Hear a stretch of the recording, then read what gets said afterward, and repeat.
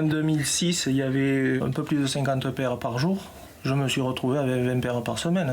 Cela fait près de 20 ans que Jean-Michel Carpenter répète le même geste. Ce cordonnier du Médoc reste concentré sur ses machines.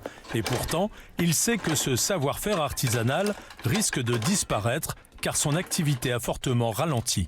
Avec 14 000 € de dette, il est en redressement judiciaire depuis 1 an. Alors, pour s'en sortir, il a lancé une cagnotte sur Internet. Sauver le dernier cordonnier du Médoc, avec de nombreux messages de soutien, comme celui-ci. Bon courage, vous le méritez. Les clients du village sont attachés à leur cordonnier. Oui, c'est utile, il faut qu'on le garde. Pour expliquer ces difficultés, le cordonnier évoque un nouveau mode de consommation des chaussures.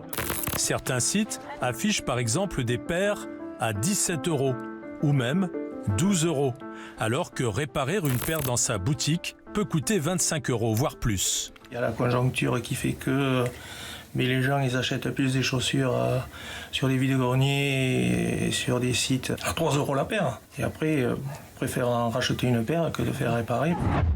On est loin du métier incontournable des années 70. À l'époque, on comptait quasiment une cordonnerie par quartier, 40 000. Puis c'est la descente, 9 000 dans les années 80 et enfin seulement 3 500 aujourd'hui. Les chiffres d'affaires des réparations sont en baisse régulière et le fait de se diversifier en prenant ce qu'on appelle du multiservice permet de compléter les chiffres d'affaires. À tel point que 8 cordonniers sur 10 se diversifient pour s'en sortir, comme dans cette boutique à Puteaux où le patron offre d'autres services que la cordonnerie.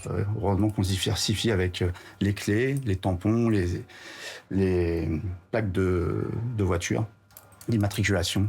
Ce qui représente 40% de son chiffre d'affaires et permet de fidéliser de nouveaux clients. Une diversification devenue incontournable pour toute une profession.